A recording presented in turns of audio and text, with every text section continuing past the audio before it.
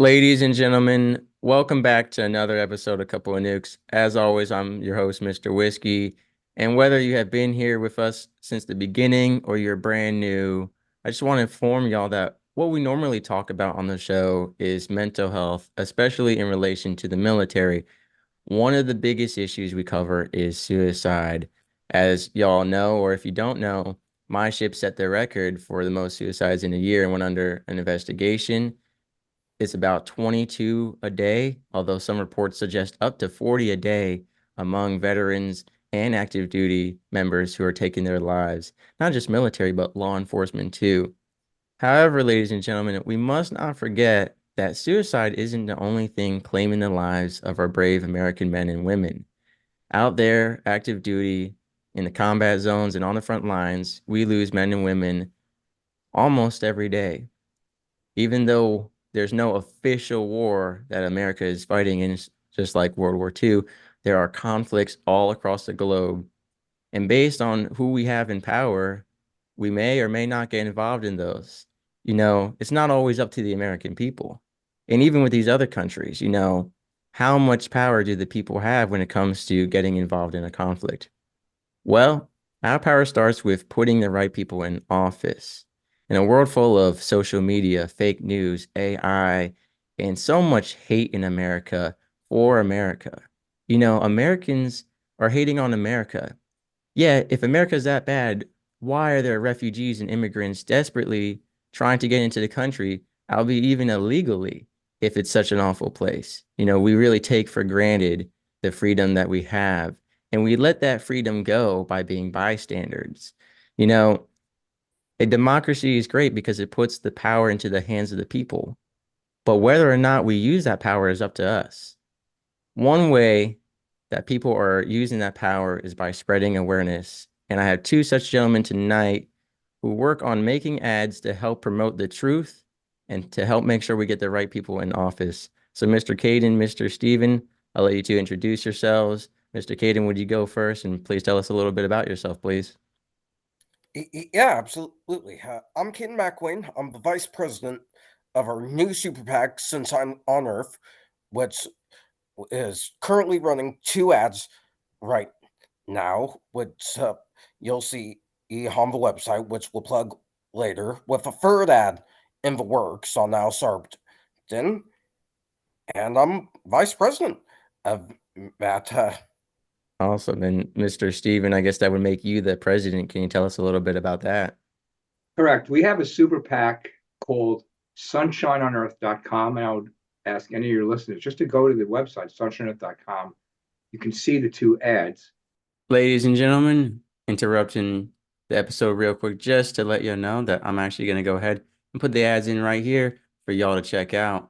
sunshineonearth.com. Who are all these Americans that hate Israel, hate Jews, and by extension hate America? They are the new base of today's Democratic Party. Hi, I'm Stephen Marks, and this is the first Super PAC ad you're ever going to see with no slick production, just me speaking. All across America, on campuses and elsewhere, we're hearing Americans on American soil chanting, "Death to America, death to Israel, pro-Hamas," and the worst anti-Semitism ever heard in American history. Why did it take President Biden 7 months to finally criticize these people? Because he needs their votes. They are the new base of today's Democratic Party. Biden has surrendered to this base by becoming the first president in American history to threaten Israel with cutting off all military aid to fight terrorism, as he demands that Israel stop attacking Hamas, but making no demands on Hamas to release all those hostages, including American hostages. Kamala Harris, Chuck Schumer, and Nancy Pelosi have echoed this Israel bashing, demanding that the president of Israel resign while making no demands upon Hamas's leadership to resign and be replaced by peaceful Palestinians. But it gets worse. President Biden was the keynote speaker honoring America's most well-known anti-Semite, the Reverend Al Sharpton, who incited the burning down of a Jewish-owned store in Harlem, killing 8 innocent people, and said, "If the Jews want to get it on, tell them to pin back their yarmulkes and come to my house." And what did Kamala Harris have to say to Mr. Sharpton? "I love you, Rev." I'm not making this up, folks. All this anti-Semitism today in America is coming from the left, from the leadership of today's Democratic Party and from this despicable base of today's new Democratic Party.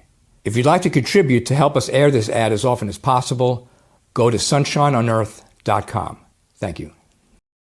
The world was a very peaceful place under President Trump, like sunshine on earth. There was no war between Russia and the Ukraine because President Trump had good relations with both Presidents Putin and Zelensky. And there's no way Hamas and Iran would have dared their terrorist attack from Gaza or their aerial attack from Iran against Israel had Trump been president.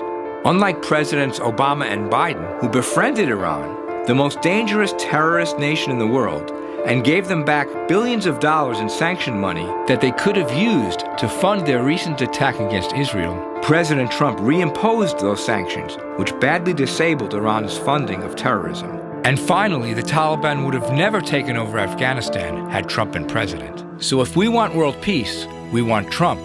If you'd like to make a contribution to air this Super PAC ad as often as possible, without a single dollar going to President Trump's legal issues, go to sunshineonearth.com. The following has been paid for by Sunshine on Earth. It's great what you just brought up. Why are these people coming here for such a terrible country? Well, who are these Americans that think it's, and this, we bring this up in one of the ads, who are these Americans that think it's such a terrible country that on American soil they're screaming death to America, death to Israel, the worst anti-Semitism you've ever heard in your life, defending Hamas? Who are these people? You know who they are? And we bring this up in the ad. They are the new base of today's Democratic Party. And the reason Joe Biden, President Biden, was a good man, he means well. The reason, but he's not strong enough.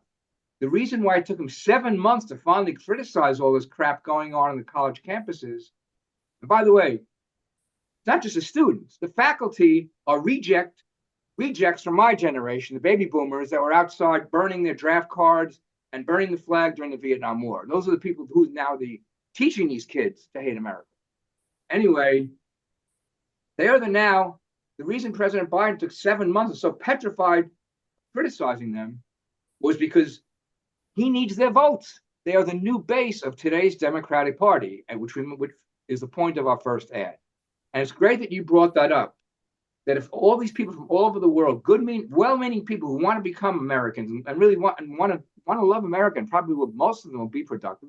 There's some bad people coming in through the cartels and stuff, but the vast majority of these people are good people trying to escape, very bad lives and tyrannies in other countries.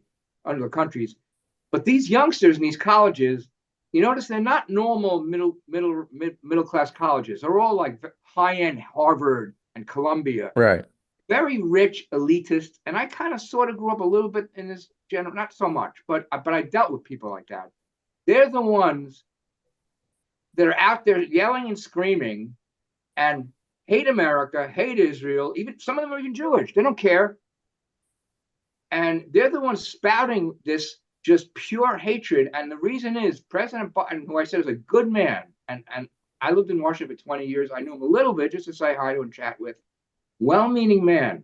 And he would have been a good president 10 or 15 years ago, but he's in the earlier middle stages of some sort of dementia. Right. And we'll get to that later. But if he was strong, which President Trump was, you notice the second ad is about this. Under President Trump, we just took it for granted. It wasn't even an issue, foreign affairs, because there was no problems. And he never really got the credit he deserved because nothing bad ever came of it.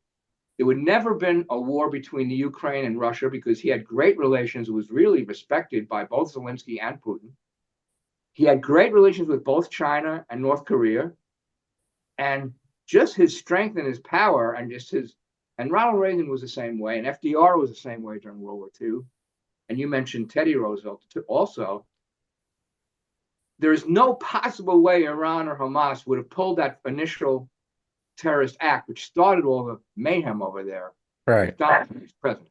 And you know what the proof of that is? Ironically, Trump's in trouble with his classified documents case. If you remember, the first classified document that he got caught with, he was on tape bragging to this woman.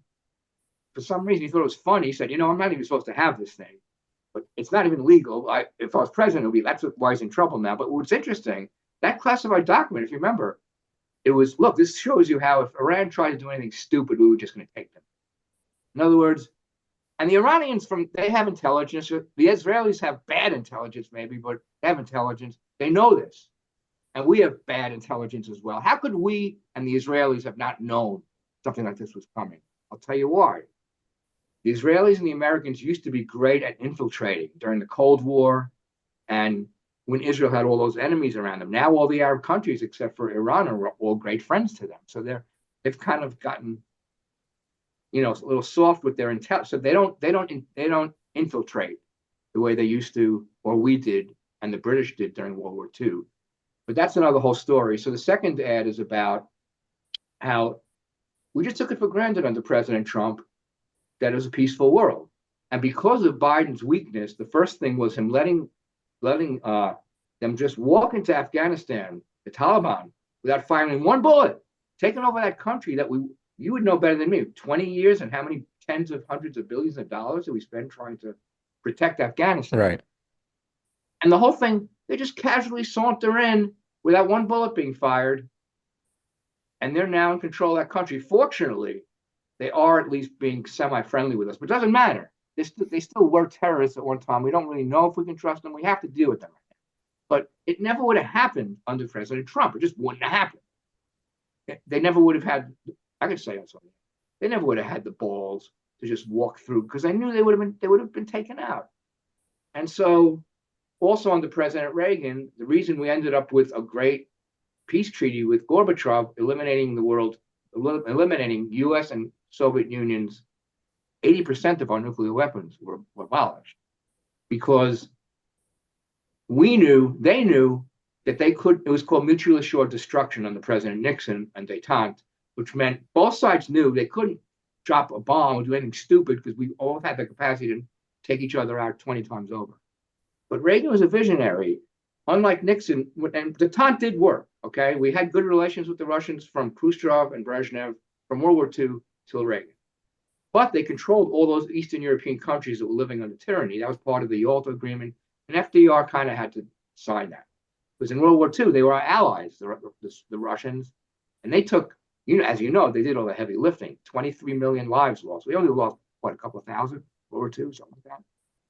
And so we had to give them those countries. But Reagan was so angry about that, he believed détente was wrong. Here's how we can win the Cold War, right? Making them so scared of us, they're going to come to peace under our terms. And he got lucky. He got Gorbachev. But we'll never know if Brezhnev had lived. He might have signed the same treaty. But they were so scared of Reagan that they didn't try. Like under Carter, I think 7 countries became communist because they knew he was a joke, and they weren't afraid of him. And we had hostages in Iran for a whole year, and we're still suffering from his ineptitude today. That Ayatollah was the grandfather of the current Ayatollah. And in between, there was another Ayatollah. That whole country, they are the only real country that's a threat to world peace right now, that has nuclear weapons and is willing to use. They don't have the weapons. They don't have the ability to put it on a warhead yet, but they have nuclear capacity. And it's unbelievable.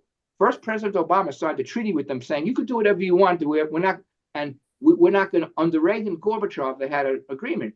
Either one could come to the other country without any notice, say, we want to look at what you're doing. It was called trust but verify, if you remember. And they both trusted each other, and both sides would come to the other side to see what's going on.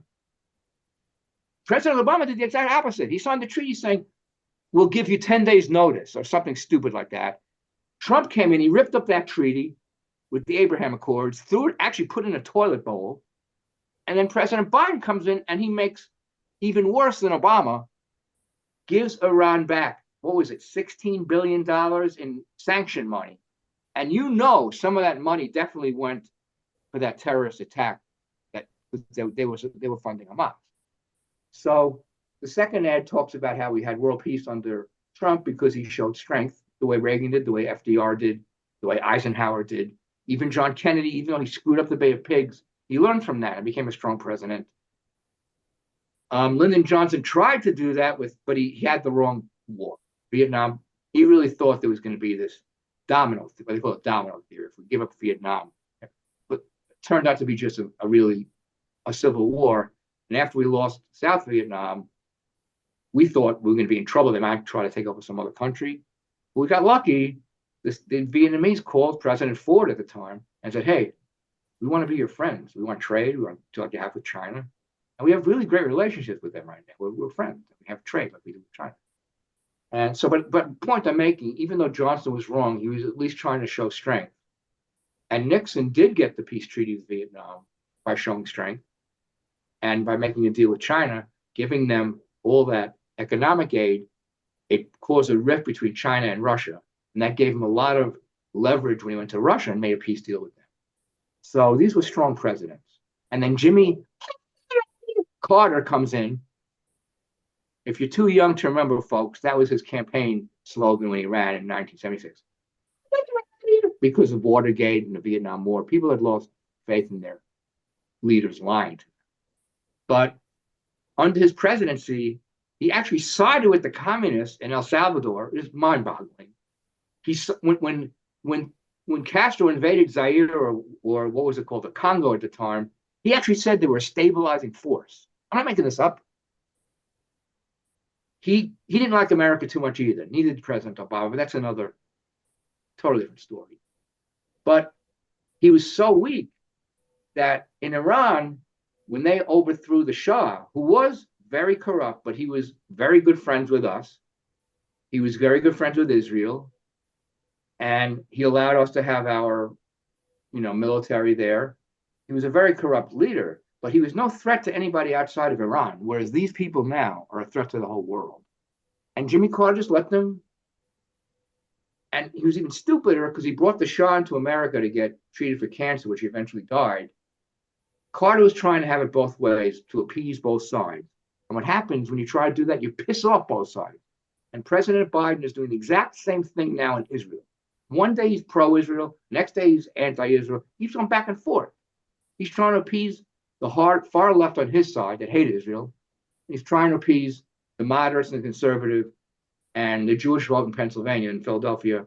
He's trying to, mollify them by saying he's pro-Israel. So he's going back. He's trying to take both sides, and you can't do that. It just doesn't work. It's proven in every conflict.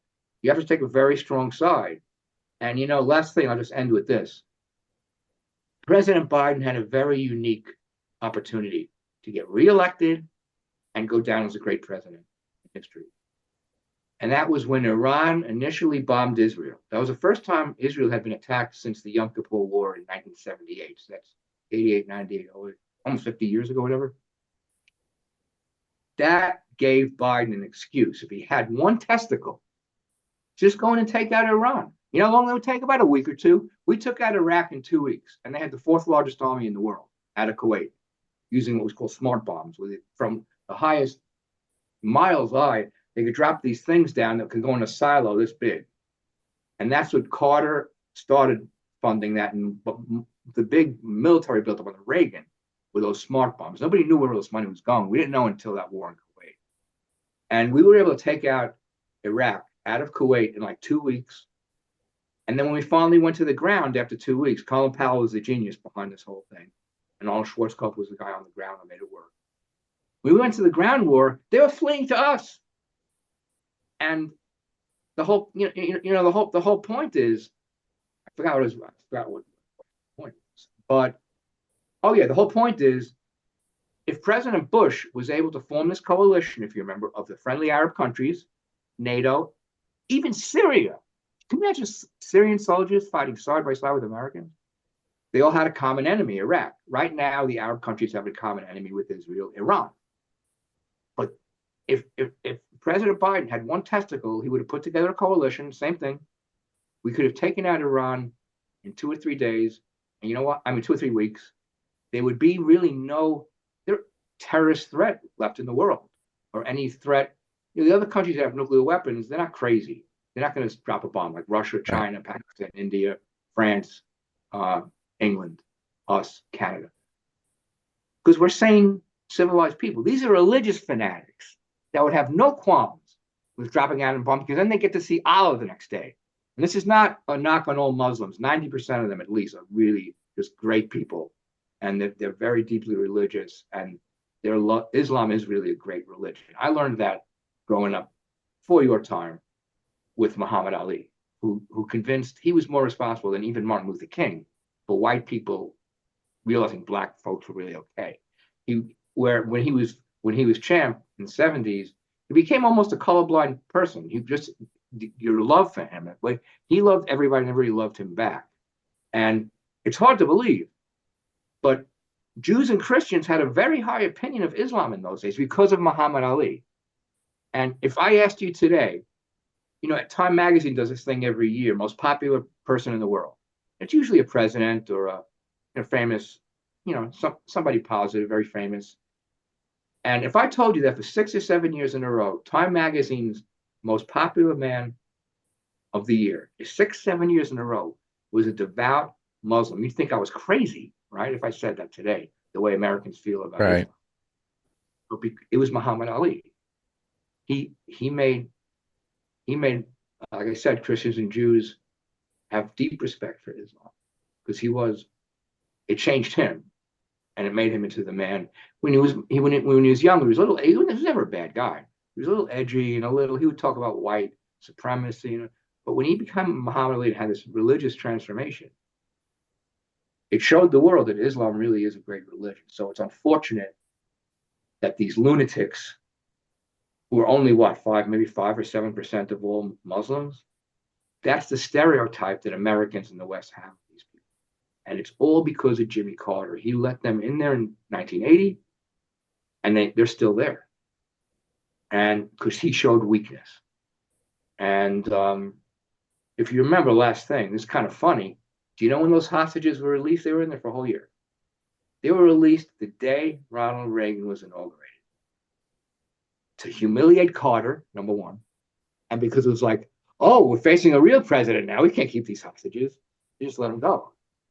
And, it was the same. We gave them the same offer Carter gave them if they refused. The Shah took a lot of money out of the country.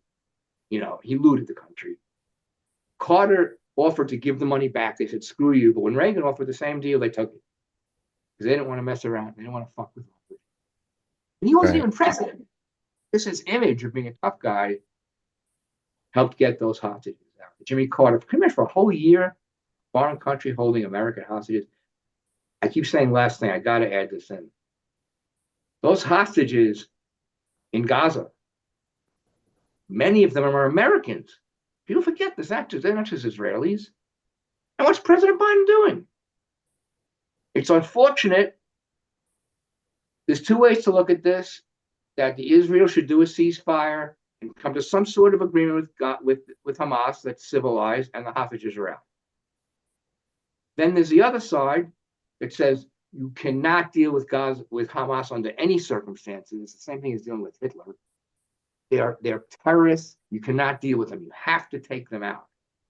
And this would unfortunately cost thousands and thousands of collateral damage lives, which is what Israel's doing this in a kind of, they're going in there like we did in Vietnam. We didn't know how to fight in jungles. We didn't know what we were doing. They're going below into these mines, into these, underground things. For hostages, we have no idea where they are. We have no intelligence. We have nothing. We have nobody infiltrating them.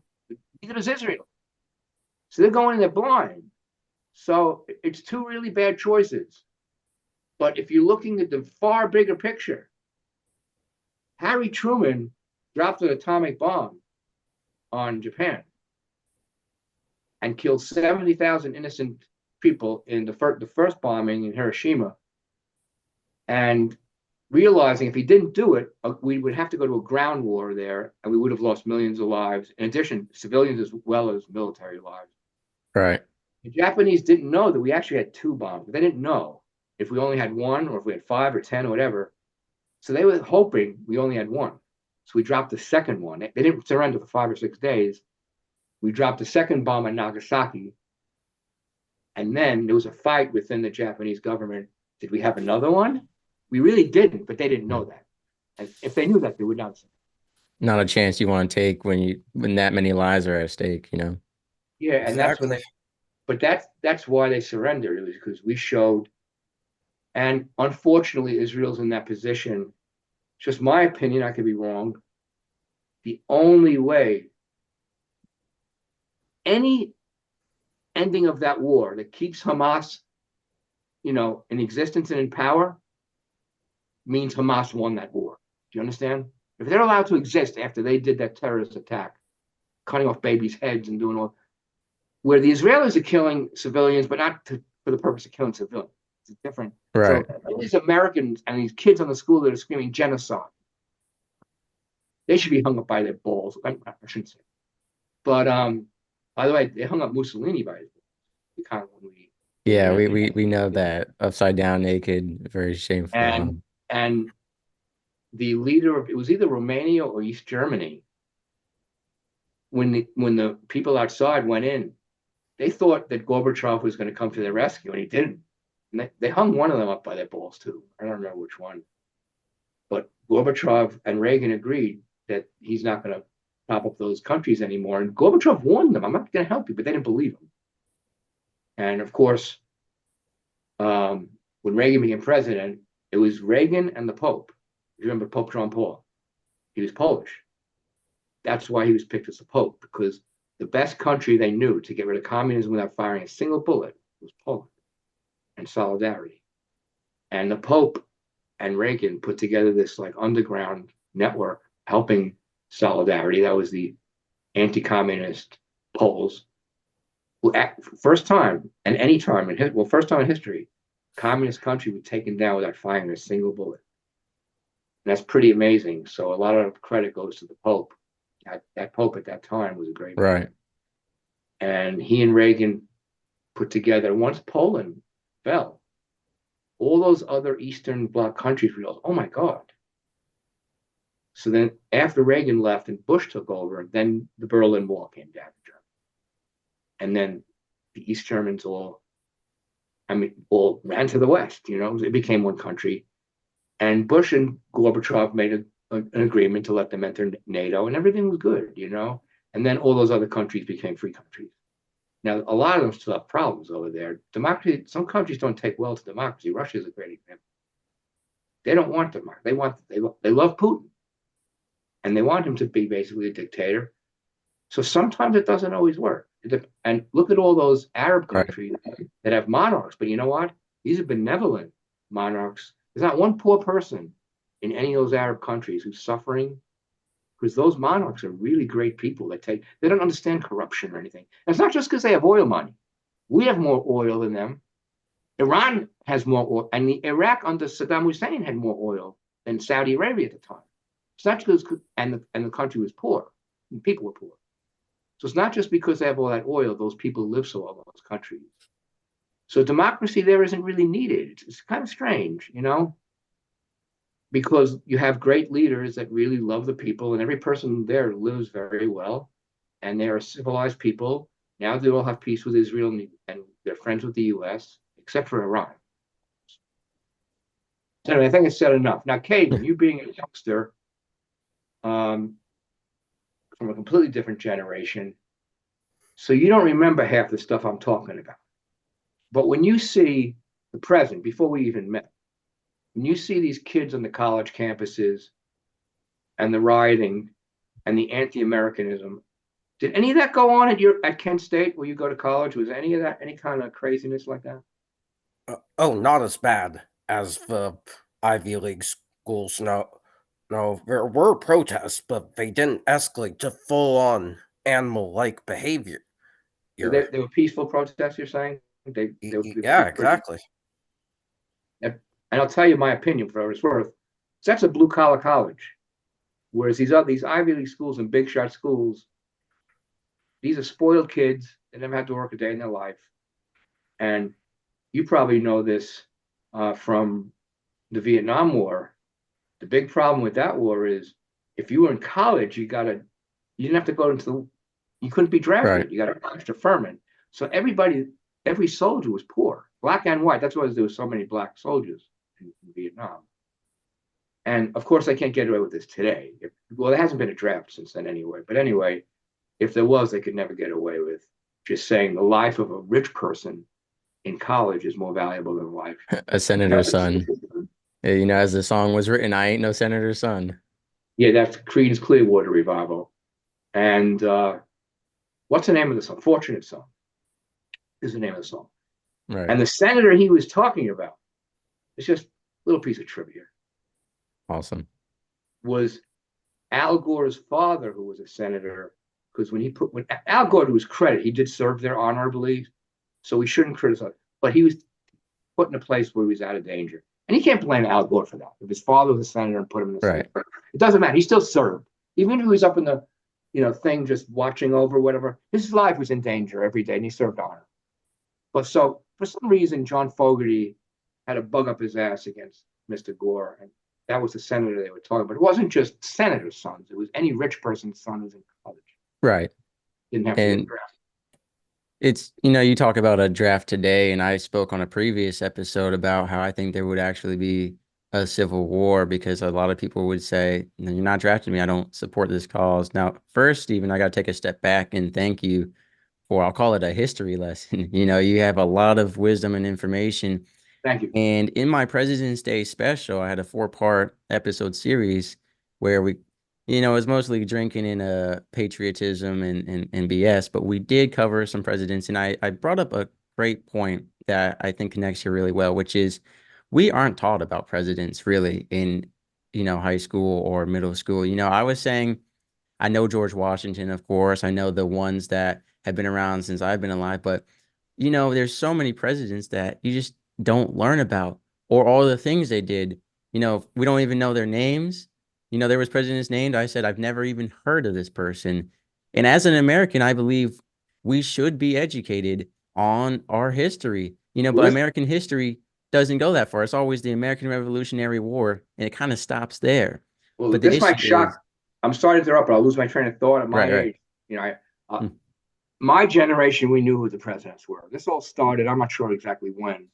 They took it out of, I think it started, I just want to say, because I forgot to mention, the name of the Super PAC, if you want to go online, and any folks out there, at least look at the ads, and if you want to make a contribution so we can air them as often as possible in the key swing states, please just go to sunshineonearth.com. And that's the name of the website, meaning under President Trump, we had sunshine. It's kind of a spinoff on Reagan's ad, Morning in America, but it's kind of the same idea. But what you're talking about, presidents, it started because of the Martin Luther King holiday, where the unions demanded to get paid an extra day. They compromised, and it was for good intentions. They didn't realize the damage it caused. We used to have, when I was a kid, we had George Washington's birthday and Lincoln's birthday. They were both in February. Right. And I used to get mixed up, and I thought Lincoln was before Washington because his birthday came on the 12th and Washington on the 20th. That's pretty funny. But anyway, we learned, so we had 2 presidents, but they taught us not about every single president. We knew who Teddy Roosevelt was. We knew who Thomas Jefferson was. We knew who Sam Adams was. Was his name Sam? I'm trying to remember. Or am I getting him mixed up with a beer? Or there's John Adams. Sam Adams. John Was John Adams. Sam Adams is an alcoholic beverage. No, we knew the major presidents, even President Polk, we learned about because he's the one that gave America from sea to sea in the Mexican-American War. Right. We made a deal with Mexico. They had too much land; they didn't want it. It's now Texas. Well, Stephen, the issue nowadays is, first off, we have a lot of Americans trying to get rid of history. I've spoken out on the destruction of historical monuments and desecration of graves of fallen soldiers and all that. But another thing I've said on my show and other shows I've been on is that the American education system, at least public school, side, has become an indoctrination machine for politics. It's not about learning anything. First off, they don't teach you anything about adulting and being an adult. They teach you these random facts that you have to memorize, right? They don't really teach you to kind of tell. And then there's a lot of just political nonsense going on in our schools, so unfortunately our education system needs a huge reform. And I'm not saying that our schools are teaching, people to hate America. And I had brought that up in the beginning because one of my heroes, Tom McDonald, he's a political rapper, and he said, who hates the most Americans? And he said, and they're tweeting about this stuff as they sit in Starbucks sipping on a coffee. Oh, America is so bad. And there are kids out there who have no food, no water. It's ridiculous. And, we talk about foreign affairs and, whether it's death to Hamas or we're going to pardon Hamas for this, if we can have a peaceful outcome and all this, you talked about how we could just come into the country at any time and see what they're doing. And then it was, well, we'll give you a notice. And then it was back to anytime. I want to speak for the people out there who are kind of against all this. And I'll explain. Humans are always going to be broken into two categories. Either you want to think about ideals or you want to focus on reality. Ideals are great, right? Ideally, we should be able to give a notice, and during those days before we get to the country, they're not hiding anything, right? Because they're not doing anything wrong. But realistically, we live in a world where there's always going to be some kind of, fear or anger or upset between countries. Ideally, we do need to have a strong leader of our country. Whether there's foreign affairs or not, we want to have a strong leader regardless for the American people. But, Stephen, you kept talking about they're not afraid of us. Well, that's what we need is an authoritative figure. Unfortunately, we have to babysit other countries, to word it not necessarily so politely, but that's the truth because these countries are having trouble governing themselves, whether it's the person in power or they're seeking to expand their country or whatever it is, whether it's good intentions or bad intentions. It's being, it's developing in a way that is dangerous to other countries, to human lives. And so unfortunately, we have to be a babysitter. That doesn't mean we have to be an active babysitter that goes in there and blows people up or shoots people. You said yourself, we have resolved conflicts without firing a single bullet. And I believe there is the potential for that. But in order for that to happen, America needs to, like America needs to be united, the United States of America, and we need a strong leader. And unfortunately, appeasing both sides, it's difficult to be a strong leader when you're doing that because that balance is going to leave you, tilted on one end. You easy knock off your feet, so to speak. And so ideally, yeah, we'd love to end this peacefully. Now, whether Hamas needs to be pardoned or not for what they've done or held accountable, that is a very big conversation on its own. And the way I understand it is, you know, I understand the Middle East is all in upset in that whole area over there with Palestine and, all that, because essentially other countries came in and said, we're putting these people here, y'all are going to be neighbors and you got to like it. And so I can understand the upset.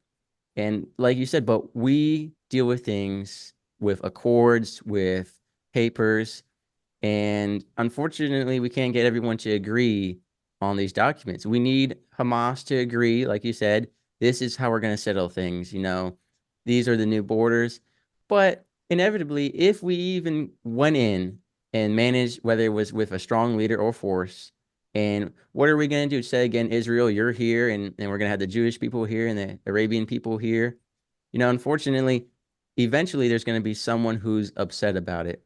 And that goes with indoctrination also on, the Muslim side where their children are being taught, like you said, glory to Allah, you're going to get 72 virgins, they're our enemies. Unfortunately, because there isn't that freedom of education where they learn about, I don't want to say it's a closed-minded country, but they're being indoctrinated.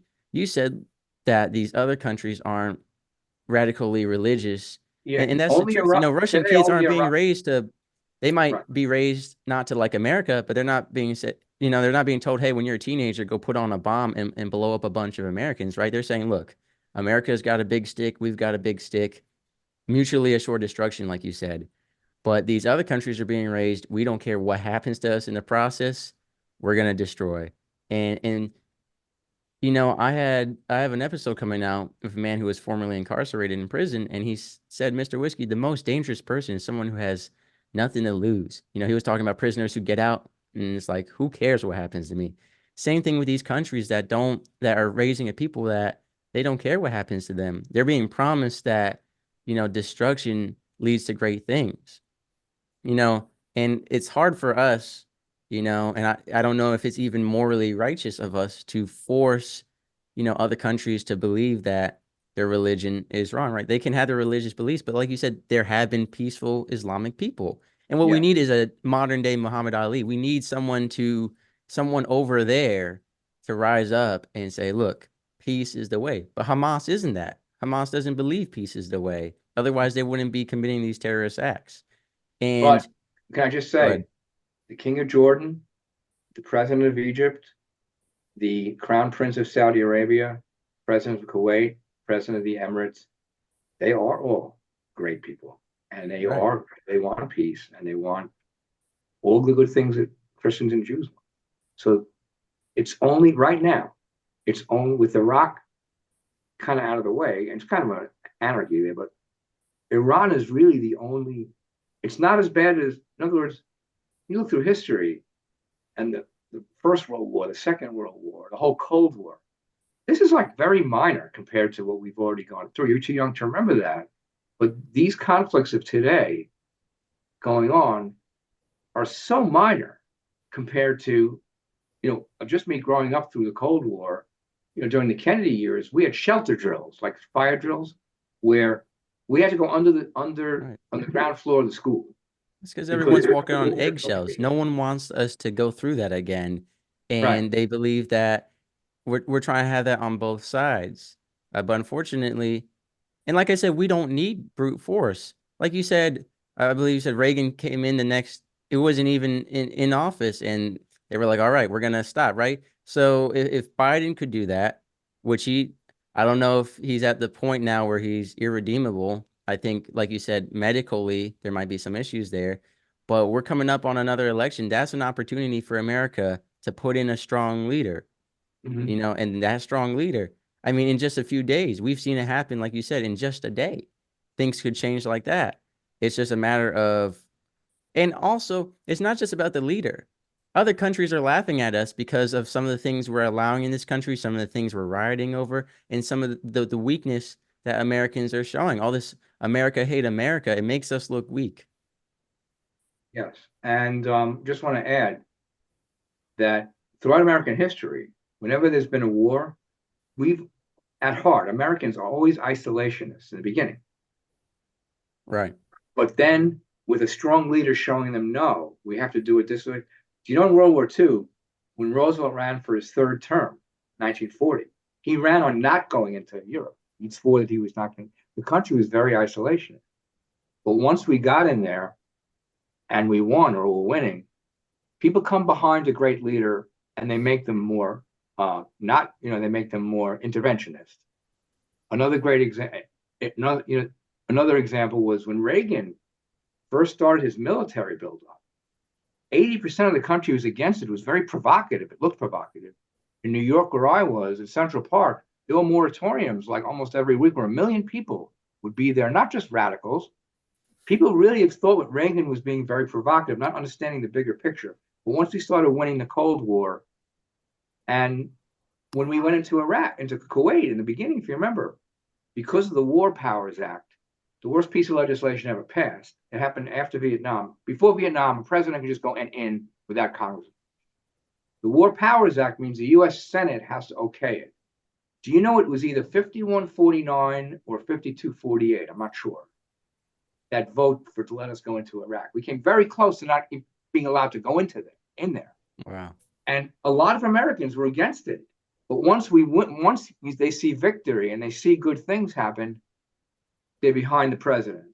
And even George W. Bush, I'm not going to comment on whether he's a good or bad president, but after 9/11, just like Roosevelt brought the country together after Pearl Harbor, just telling the truth. Right. That this is really bad. We're going to lose a lot of lives, but we're going to win. Donald Trump, unfortunately, and I still obviously was supporting him, but with COVID, and this is why he lost the election, he was kind of in denial in the beginning, but he did great things at the end. He got us Operation Warp Speed and got us a vaccine a year before any other country. And he's got a great political message for this election. He's going to say, I gave Joe Biden the vaccine.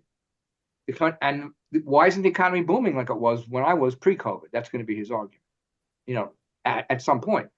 But Americans are very, very, like right now, they don't want us going into, giving all this aid to Ukraine and to Israel. Well, Israel, people are more pro-Israel than pro-Ukraine, obviously.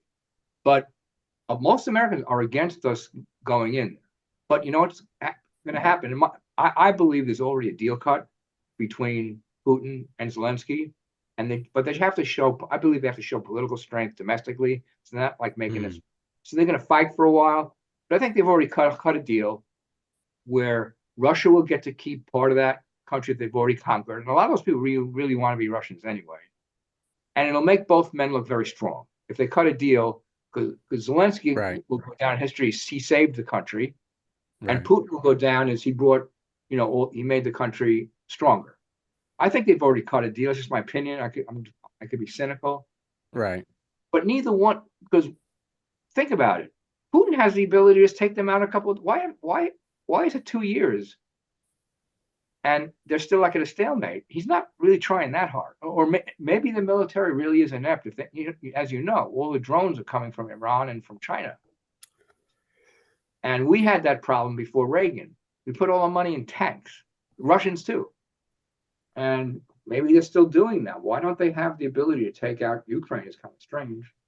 Well, Stephen, what you're talking about isolationists and interventions. And I do agree, America's always been isolation up until we can't anymore, until enough people are like, hey, we're going to intervene. And even then, we've seen wars like Vietnam where, the Vietnam soldiers returned, because I've had some of them on my show. There was no parade or welcome back. They weren't welcome back. People didn't want us in that war. But the issue, and this is my opinion, is because we're not isolated, but we're not intervening either. Fully, right? We're tiptoeing around it, whether it's sending money or doing this little mission here or there. And I think, like you said, we're not seeing victory. With this tiptoeing, what we're seeing is Americans killed overseas. We're seeing hostages. We're seeing, and it's like, because we keep failing, because we're not full sending it, so to speak, we're not fully going in and intervening, people keep seeing these losses, and they believe, because they hate America already, and because, we don't have a strong leader, they believe we're just going to lose more. So they don't want us to intervene. And then, of course, you have, and I agree with this, I'm against a lot of people, we've seen a lot of misuse of funding, a lot of money sent to countries when we're not taking care of our own people. We've got Hawaii burnt down, we've got homeless veterans, we've got homeless people everywhere, and we've got an economy where most people can't afford, they work a full-time job and they can't even pay their rent, And so I think because of all these economic and political issues within the country, we are so hesitant to intervene. And so, the higher ups want to be like, all right, so we're going to stay isolationist to appease the American people. But we also have this moral and political obligation to kind of do something about it, because ultimately, if terrorists take over, I mean, what does that mean for the future of America? There are lives being lost. There are Americans over there. And I think the issue is America needs to come together and be like, we need to do something. We need to do something now. And again, it doesn't have to be forced, but we need that unified, yes, we're going to intervene, or full isolation. But we can't have it both ways. Right. Well, we are the world's, my opinion, we are the world's only superpower, really, after the end of the Cold War. Yes, China has, but not Russia, but we are the world's superpower. We have the power to do everything you said. And just want to go back, the Vietnam soldiers were not welcome, because that was the first war in American history that we lost. But then years later, when we won in Iraq, and Arnold Schwarzkopf and Colin Powell went to the parade, America loved those veterans, because we won that war, and they served very honorably. But the Vietnam soldiers served just as honorably, but it was a bad war. It was just a mistake by Lyndon Johnson. Thank God Nixon and Kissinger did have the brains to settle it, because the Russians and the Chinese are civilized people, they're not crazy. And for whatever it's worth, if we would just go, you're right, you got to go one way or the other. I personally believe it's true, we have a lot of problems in our own country here. But if you don't take care of these bad guys today, 10 or 20 years from now, it's going to be 10 times worse, and we're going to have to spend a lot more money, and a lot more people are going to die. And Israel understands this. And maybe they're being very sloppy the way they're handling going into Gaza, but they understand that if they don't do this now, Hamas is just going to get stronger. All those proxies that they've got bombing Israel from all different countries, from Lebanon, from Syria, it's not going to stop until we completely take them out. And whatever that would take, it could just be capturing them. We could just lock up all of Hamas. We don't have to kill them. It would be a lot easier than when we took out Japan and Germany in World War II, or a lot easier than a lot easier than the Kuwait, in my opinion, when we got Saddam out of Kuwait. Right. But we'd have to be successful at it, like when not W, but his dad, Bush 1 with Kuwait. He had a 90% approval rating after that, if you remember. He lost to Clinton because he raised taxes in his last year, in his fourth year. People weren't against the tax hike, but that tax hike threw us into a recession. And Clinton correctly said, here's how I'm going to get you out of the recession, which he did. He was the only president since Eisenhower that had a surplus. It's unbelievable. But anyway, Caden, again, I know a lot of this stuff. Do they teach, like when you went to school, when you were growing up? I know they didn't tell you who the presidents were. I know President Day was a joke and everything. But did they teach about World War II? Did they teach about Vietnam? At least it was wrong, but it was at least in what Ronald Reagan called a noble cause, fighting communism in the Cold War. Did they teach any of that? Did they teach the mistakes that maybe George W. Bush made in Iraq? The mistakes Lyndon Johnson made in Vietnam? The mistake Kennedy made with the Bay of Pigs, but the good things, Kennedy, he did some good things too. And how Eisenhower ended the Korean War through strength, exactly what you just said, Mr. Whiskey. He ended that. Also, he was friends with Nikita Khrushchev because we were allies in World War II. They just had a couple of drinks of vodka, and it was over. But it was through strength that there are two, is it North Korea and South Korea? There would have been a South Vietnam if it wasn't for Watergate and the War Powers Act. Remember, North Vietnamese just took over Saigon. There was nothing we could do. Gerald Ford could not get the votes in the Senate to put American troops there, like Nixon did right after we signed the treaty with Vietnam. After we signed it, Cambodia started doing some crazy stuff. Nixon just beat the crap out of them for like 2 days. That was the end of them. But because of the War Powers Act, Ford couldn't do anything. Now, if he was able to, he would have done the same thing. Actually, if the War Powers Act hadn't been passed, I don't even think the North Vietnamese, they would have kept it to Vietnam. And it would have been, but even, like I said, even how it is now, thank God they're a friendly country. And people live so well there. Do you know when Trump made the peace agreement with North Korea? It's another thing people forgot about, Right. He wanted to show the North Koreans, and that guy's a little bit of a lunatic, but he's not crazy. He wanted to show, here's how you can live if you have trade with us. He didn't take them to China. He took them to Vietnam. Do you remember that? Trump took whatever his name is, the president. Kim Jong-un. Yeah. He took them to Vietnam and shows, which is technically a communist country, but it's not. I mean, they have McDonald's there and they have Coca-Cola and they have all the good things we have. And they Right. And they don't have a democracy there, but they live pretty well and they're a friendly country now. And people live, and he brought the president of North Korea there to show you, here's how you can live. Look at China. Look at Vietnam. They've also been through trade with us and through the NATO countries, and they're our friends there.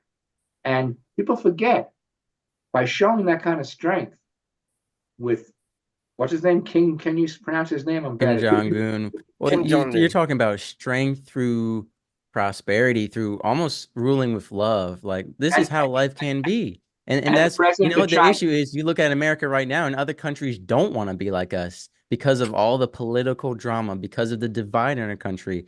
I mean, if a foreign leader came and visited our country, that now, again, they might see how we're living and be like, this is great. Again, a lot of Americans take it for granted, but they also might say, hey, we don't want a country divided against itself. And unfortunately, that's what America is. There's one way out, in this year anyway. And Biden is thinking about this, okay? Okay. And he's being torn both ways. But there is one way out to make America to get rid of all the polarization in one day. Not a day, it might take a few weeks. Right. Completely get rid of it. If he would pardon Donald Trump. Because it's not only good politics to get all those moderates in the middle that don't like either guy, all of a sudden he would look very strong and presidential, doing something that was very patriotic. Even if Trump's guilty, it doesn't matter. He's bringing the country together. And During all times the of conflict, polarization, nonetheless. I believe that all the polarization go away, or most of it. And what's Trump going to say? He can't criticize. He's not going to criticize him. And at least he would, if Biden would say, I'm doing this because similar to why Ford. Now, when Ford pardoned Nixon, it was different because Nixon was out of office. That was a different issue. Trump is running for president and is leading. If Biden said this is what's best for America, and even if he loses the election, do you realize he still goes down as a great president for doing that, for getting rid of all the way Gerald Ford has gone down, for healing America after Vietnam. People didn't trust their leaders because of Vietnam and because of Vietnam. What was the second? And Watergate. So people didn't trust their leaders, and Gerald Ford. Even people didn't vote for him. They liked him because he brought America back together. Biden can do that. It's good politics. It'll help him politically, and it's good policy. It would show great patriotism that I want to stop the polarization, and therefore President Trump and I can now have a positive campaign, give out positive ideas. I want President Trump's anger to all go away, and just him, like me, focus on positive things and have a civilized campaign. The way that is a beautiful idea you put there. Now, I have to ask you, Stephen, we haven't mentioned him at all. As far as I know, he's still running Robert F. Kennedy, and I believe he's running as neutral. What is your opinion on all of that? And, is he an option that we should consider? And what's going to happen, do you think, if he gets into power? Well, here's the thing. Considering Biden and Trump both have 31% approval, you realize how crazy that is? Before the Kerry against Bush race, which was 2004, there had never, since modern polling started, there'd never been a race where both candidates had under 50% approval. In other words, every presidential race each had put up people that had at least 50%. Kerry against Bush, they both had about 48. And then Obama against McCain, Obama had like 48 and McCain had 45 or whatever. And then Obama against Romney, they both had about 48, 47. That was a dead even race. And then Trump-Hillary was crazy because you know how Donald Trump won with like 42% approval? Hillary had like 35%. It's a crazy number, And then the next election was even worse, where Biden had about 45% or 44, and Trump had 42, whatever it was. Right. Now, under 40 is like completely crazy. They were both hovering in the high 30s the last 6 months. They're both right now 31 or 32%. So to answer your question, yes, there's a huge void there if they don't become civilized or offer any positive solutions to anything. Kennedy could win just as a protest vote, like Ross Perot could have won had he not dropped out. But he has the dough now because of this running mate he chose, over $1 billion. He's going to get on the ballot in all 50 states. But the only way he can win, but here's what he has to do. It's really simple, but he hasn't done it yet. Instead of being an extremist wacko on the left when it comes to climate change, and being extremist wacko on the right when it comes to the vaccine killed people, not COVID, if he can leave those positions where they are and just kind of not bring them up anymore. People have neutral positions on all the issues people are polarized, compromise. There's compromise on guns. Bring back the Brady bill, which kept semi-automatic weapons legal, but got rid of the automatic weapons where you can shoot once and 100 bullets. And that's what's going on with school shootings. That's a compromise. Abortion. I don't know, 15 weeks, 10 weeks. There's a compromise there somewhere. Immigration. Great compromise. Shut down the border, keep it very tough, but the immigrants that are here, let them have every opportunity to go through the system to become Americans. Because you know why? Unless you're an American Indian, you are a fucking immigrant in America.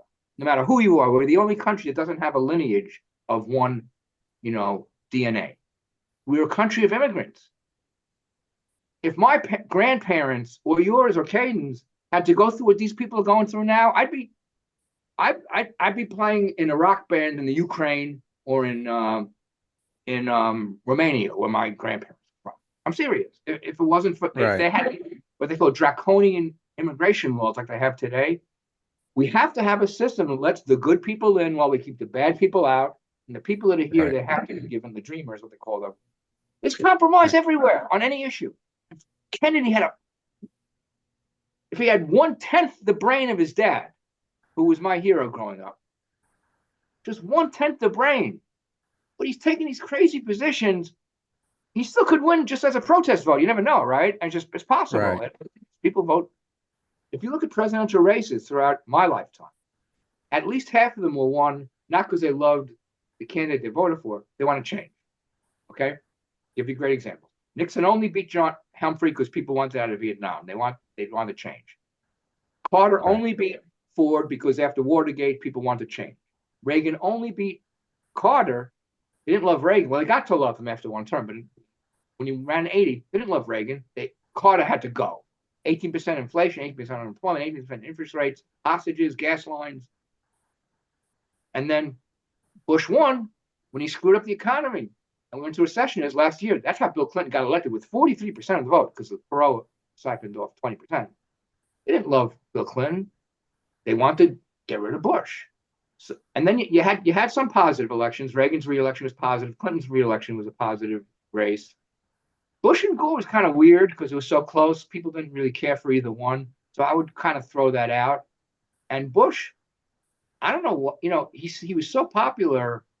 And then I'm talking about after 9/11, how the American people, when he went into Iraq and the media was all supporting him and gung-ho and everything, but the people were kind of ahead of the media on this. That's the reason why Kerry was so close, running a terrible campaign, if you remember. He never said in the debates what he was for. He said, I agree with the president on everything. He even agreed on Iraq, but I'll just do it better. Same argument Bob Dole made against Bill Clinton. They agreed on everything. They really did. They were both moderate to conservative guys, except abortion. They didn't disagree on anything. So if you can agree on both positions, the people are just going to take the guy they know. You have to safer vote than somebody else. And Right. just moving on just a little further, Hillary ran saying, I will be a third term of Barack Obama. People didn't want that. They wanted to change. That's why they voted for Trump, not because they loved Trump. They didn't want another term of Obama. And then Biden got it not because they loved Biden, but people wanted to change from Trump because of the way he handled, because they thought he mishandled COVID and all the deaths. And we're getting the same thing now. Whoever wins, if it's just between these two guys, whichever guy can make the other one look worse is going to win. So a guy like Bobby Kennedy, Robert Kennedy Jr., I think part of his problem is, I don't know, you notice he talks like this, like a gangster from a 1930s movie, George Raft. I think he's had some kind of issues with his larynx or his trach. I'm not sure why. And he's not a likable guy. You know what I mean? He's a good-looking man for a 70-year-old man. He's good-looking, but he's not likable. He's not, you know what I'm saying? He doesn't have any kind of. Donald Trump, when he's not angry, is likable, and so is Joe Biden when he can put two sentences together. But Right. This guy's just not likable. I think that's his biggest issue. But he has to bring issues in to show that he's the moderate in the middle. And the No Labels Party screwed up really badly. If they could have put together a ticket of, say, Manchin and who's the lady Republican that lost to Trump from South Carolina, the former Nikki Haley, a ticket of Haley Manchin or Manchin Haley would have been incredible. Would have won, I believe, in this, because you know why? You do the math. You get 25% of the Republican vote, 25% of the Democratic vote, and almost 100% of the independents. It's over 50%. Country right now is 40% independent, 30% Democrat, 30% Republican. So if you get 10% from the Democrats, 10% from the Republicans, and 30 out of 40% of the independents, that's 50% in a three-way race. So he can win. He really can. But I don't know if he's smart enough. He doesn't seem to be. I don't know who he has around him running his campaign. Ross Perot was really smart before he dropped out and blew the whole thing. He brought in the two smartest minds, one Democrat, Hamilton Jordan, who ran Jimmy Carter's campaign, and Ed Rollins, who ran Ronald Reagan's. And if he had not dropped out, you're too young to remember, dropped out and then came back in, he could have won.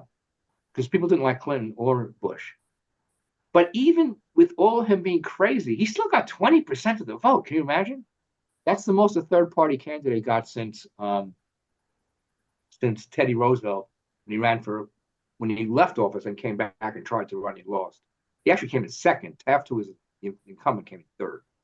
So George Bush, the first, only had 37%. Can you imagine going from a 90% approval rating after Kuwait to 30%? Because he screwed up the economy in the last year. And like Clinton said, he was right. It's the economy, stupid. It's really true. People care about how they're doing more than anything else.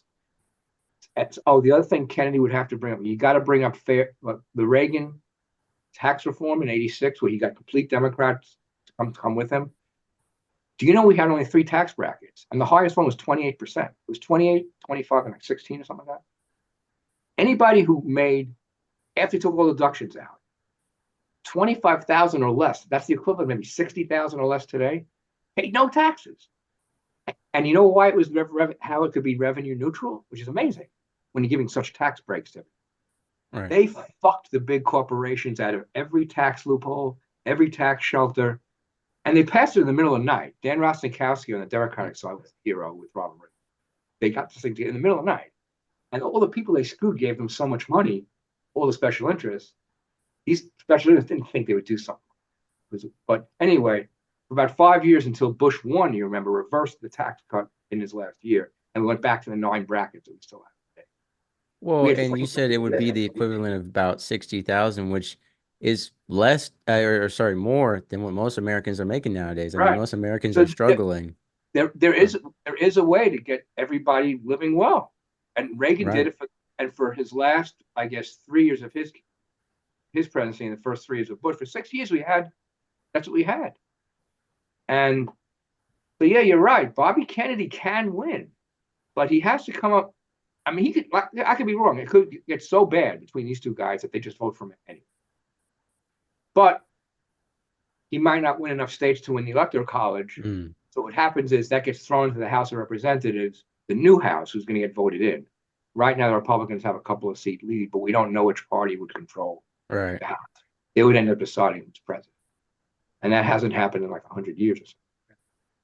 But I'm disappointed in Bobby. I had high hopes for him, actually. Being this complete moderate, who would bring people together. Right. So the possibility is there for him. There's still enough time. But if we have to choose between Trump and Biden, I think you agree with me, and Caden agrees with me. With all of Donald Trump's idiosyncrasies and problems and his personality, his anger, he still would be a much stronger leader. And he, at least on the economic issues, on taxes, you remember, he passed a tax cut. It wasn't great. It did help the rich more than the middle class, true, but still, the economy was great unto him. You know what was the main reason? He cut all the business regulations for small businesses. Just got rid of them. And as you know, 80% of people work for small business. Right. And they're the ones that don't have to pay taxes. $1 billion businesses pay no taxes. It's unbelievable. And regular people, person making $30,000, $40,000 a year, has to pay like $10,000 in taxes. Right. Well, we're gonna leave that be, because I know the tax is a whole different thing. I know, I see a lot online whenever I'm on social media. A lot of people are posting, we formed this country over upset with taxes. Now we're taxed on money when we make it, when we spend it, when we die. We get in a car that we pay tax on, and then we get taxed while driving that car to go to a job where we make money that we get taxed on. There's just taxes everywhere. That's why that issue is a great issue. Do you understand? Right. Somebody ran on that Reagan. It wasn't just Reagan. It was the Democrats. They actually came together. Country work. It was on the Senate side, Biden, and who's the other senator? Gephardt on the House side, Biden on the Senate side. And Dan Rostenkowski, who was the chairman of the Ways and Means Committee, got together with Ronald Reagan. They had a couple of drinks. Reagan's like tequila for some reason, and they had beer. They worked this. It took them like 5 minutes to work this thing out. So yeah, you're right. That issue alone could win the election. Right. Well, I mean, the economy is one of the biggest issues right now. Like I said, people are working full-time jobs and they can't afford their rent. Everything is expensive. A lot of people like to focus on gas, but let's just look at everything. I mean, groceries, restaurants, everything's going up and people are making less money. But what I want to say, we talked a lot about who likes who in voting, and a lot of the people complaining about presidents, whether it's one or the other or both, aren't voting. And the issue is, I know there's a lot of controversy around whether or not the voting is rigged or not, or if a vote even matters. But either way, I want to say that y'all out there should go and vote. Make sure you go out there and vote, right? Like we talked in the beginning of the episode to bring y'all around in a neat little bow here. Democracy puts power into the hands of the people, but it's how we use it. And how can we use it? Like we said, having these podcasts, having shows, making these ads and spreading the truth. Another way is through voting, whether it's rigged or not. If you make that effort, right, we rather take the chance that it's not rigged and we get the results we want than, well, it's rigged, so we don't care, because it doesn't matter. Why would you take that chance? Because now you're risking getting the result you don't want guaranteed both ways, right? So I just got to put that out there. Please make sure you vote this upcoming election. And, we could talk about presidents and taxes and even more presidents all night, but Stephen, we're going to wrap things up here. So what would you like to leave us all with? Obviously, we've got sunshineonearth.com. It's going to be in the description below for everyone to check out the ads again, share them with whoever they Please think go needs to, to hear please, them. please, everyone out there, if you don't like it, it's fine, but at least see them. Yeah. Sunshineonearth.com.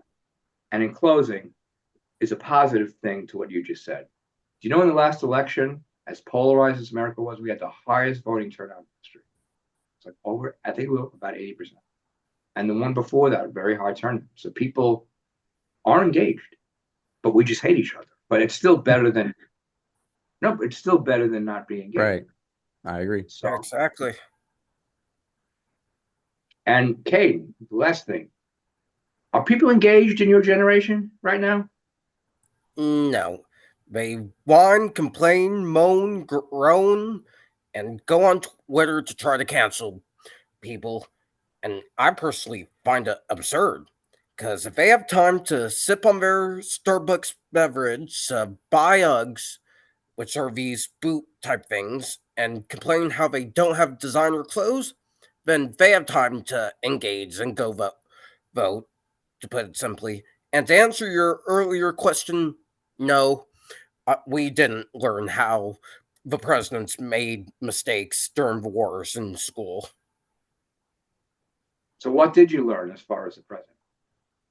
It was all egomania. Yeah, America is great. We didn't make mistakes. Useless. You aren't ever going to use this in life. Crap.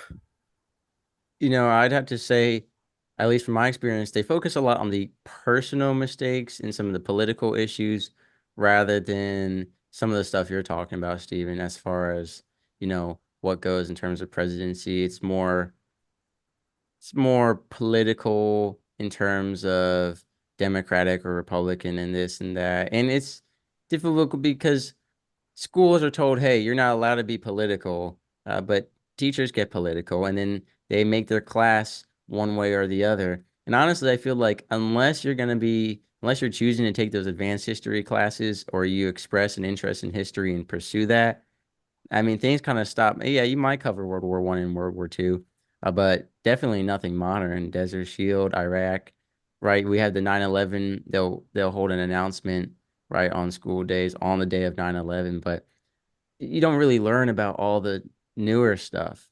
And unless you're pursuing, like I said, modern politics. And that's more of a college level thing. But really, our middle schoolers and our high schoolers, I mean, the new generations coming up, they need to know about what's going on in the world too. And that's why I did have respect for some of the teachers I had that had current news. They would spend the first 10 minutes of class, or maybe it could be a class of its own, but covering current news, and everyone would kind of prepare an article to present to the class or something. That's the important thing, getting the coverage. But instead, of course, also social media, unless you're liking, because your feed is based on your interest, unless you're looking at political stuff or what have you, your feed's mostly going to be distractions. It's going to be women selling their body online or brain dead memes or sports or entertainment industry stuff, which is all great stuff here or there, right, depending on how you view things. But there also needs to be this balance of, hey, sure, we want that little escape from reality, we want to relax and not think about some of the other stuff going on in the world, but we also need to be aware of this, especially if it's going to affect Americans, especially if, like you said, whether Hamas is going to be the big bad guy today or in the future or whoever, is threatening America, we need to know because, a bomb blowing up your house, that's important to know about. So I definitely think that the schooling system and social media, I don't want to say, right, we don't want to indoctrinate, we don't want to push politics onto people, but there needs to be an awareness and an engagement. And maybe the engagement needs to be more positive. Like you're saying, there are peaceful resolutions, right? But everyone wants to focus on the violence, on the bloodshed. We can positively engage with one another. And like you said, there can be respectful debates. There can be respectful presidential campaigns. There can be respectful protests. We don't need to burn flags. We don't need to attack police. We don't need to attack Jewish people. We don't need to attack anyone. We can express our ideas and go through the steps that our country has established on purpose to have peaceful conflict resolution. There's only one way you're going to fix the school system and the indoctrination. By the way, I was not a World War II veteran, obviously. This is my dad, who was in the second wave of Normandy, liberating France and Germany. He was in the Army Corps of Engineers, where they built bridges. And while they were being attacked, they had air cover. But anyway, there is one way to fix what's going on in the schools. And the problem is with people on the right, they don't go into education. People on the left, they're very passionate about it, and they become teachers. But not people on the right. They go into business. We have to have some people who really are except for, it's true that Trump has an advantage with his supporters are more passionate about sport. But in general, left-wingers, they really believe passionately in their issues. Whereas right-wingers, they're not nearly as passionate. And if more of them, maybe we need to vastly increase the salaries of teachers and administrators in school. But if we can get more right-wing and centrist people teaching the kids stuff and have them hear a balance, which it was like that when I was a kid. The problem is my baby boomer generation that were out there against the war in Vietnam, they are the ones who are now teachers, administrators, faculty, everything. They run the school system. And people on the right wing and on the center are going into business. They don't, I'm not saying they're wrong. Right. They're not as passionate about going into education and helping young people have, whereas the people who are indoctrinating the kids into this left-wing crap, they really believe they're doing the right thing. I mean, they really are passionate about it. By the way, the governor of Virginia lost his election. He had like an 80% approval rating. He lost because they were teaching white kids in the public schools to feel guilty about being white. So this kind of stuff can change, but you need changes, I guess, mostly in the administration and the school boards. You have to elect, and that's an elected position. So people have control over who they elect to the school boards. And if more conservatives or centrists would run for those school board jobs, they're not full-time jobs, they can do it. Whereas the liberals, they really care about spreading their left-wing vile, just hatred. Not hatred. Some of them are good people who just believe in what they believe in. They have that right. But some of them are not and hate America, like you said, because they're from the Vietnam generation, where America's always. Gene Kirkpatrick, who was Ronald Reagan's ambassador to the UN, used to call the Democrats the party of America is always wrong. And that's what we have. Well, a lot of the teachers are young women who are being raised and indoctrinated with social media to, feel very radical about a lot of the ideas and beliefs in the left. And, we've had discussions on my show before about removing the Bible from school, how they're putting litter boxes in some schools, how they're banning these books and not these books. And, that's a whole discussion on its own. I don't want us to get off on a tangent on it. But I agree. You make a very smart observation, which is a lot of the right side go to business and they don't go into education. And, it is a very left dominated, kind of field. And like you said, we need to have a balance of both, right? There is room for center, neutral, independent, whatever you want to call it. There is room for that where it can, get the best of both worlds. But yeah, Stephen, I know y'all kind of mentioned you have a third ad coming out. So we want to help you raise that money. And I know you also mentioned that for those of us who don't really like Donald Trump that much, but rather have him than Biden, the way we donate to you doesn't give any money to Trump, right? For those of us who don't want to give money to Trump, it doesn't go to any of his legal fees or anything, right? It all goes to y'all Yeah, campaigns and that's everything. been a problem with some of his fundraising, because of the court problems. A lot of money that he raised for his campaign went to legal fees, and believe it or not, his supporters were okay with that because it was something he needed to do. Right. They were about to take away his property at Trump Tower and in Mar-a-Lago when he lost that civil case, for tax fraud in New York. And some billionaire, I don't even know who he is, bailed Trump out. And he's some foreigner. We don't even know who he is, what kind of influence he might have over whatever. But our Super PAC, for whatever, for people that are concerned about that, not $1 is going in to help Trump's legal issues. Every dollar is going to air these ads as often as possible in the swing states. Awesome. And again, ladies and gentlemen, those ads will be in the description below. That way you can share them to whoever needs to hear them, wherever you feel they're important. SunshineOnEarth.com. Very simple. We'll have peace and sunshine with Donald Trump, hopefully. Right. And that is the beautiful world that we are looking forward to. So, Stephen, Caden, I'd like to thank you so much for coming on the show. Thank you. And sharing with us all of this information. And hopefully we can encourage people to engage, to fight and engage toward making a better future, like you said, sunshine on earth, and to really voice their opinions and help work with one another to make America united, to make America strong, and so we can all live in prosperity. And last Thanks for thing, having us. go ahead, Caden. Thanks for having us, Mr. Whiskey. I just want to say that there's merit to both sides of most political arguments. All right. Well, thank you again, both of you, for coming on the show. I appreciate you. Ladies and gentlemen, be sure to check out their information in the description below. SunshineOnEarth.com. And if you like the Beatles music, I have a CD called The Beatles. You go to BeatlesHauntingMelodies.com. I'm playing the piano, Beatles tunes, taken from rock to sound like classical music, because as much as everybody loves the Beatles, what's still badly overlooked to this day are the beauty of their melodies. So I have a CD out, I'll just plug it. BeatlesHauntingMelodies.com. If you go there, you can hear little 40-second snippets of 25 Beatles songs. If you never heard them before, you would swear it was Beethoven. They're that beautifully written.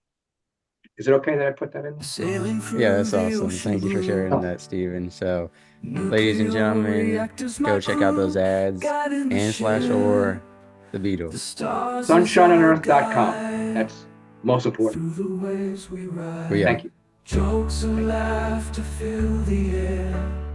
On this voyage we have to share, working together side by side as one family we will abide. In the heart of a ship we reside, nuclear operators with pride, powering the vessel with every stride. Our mission, a source of great pride.